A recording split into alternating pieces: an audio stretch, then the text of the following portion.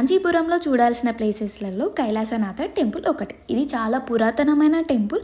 ఈ టెంపుల్ని 8వ శతాబ్దంలో పల్లవులు అయితే నిర్మించారు. శివుని పైన భక్తితో పల్లవరాజు ఈ టెంపుల్ని అయితే నిర్మించారన్నమాట.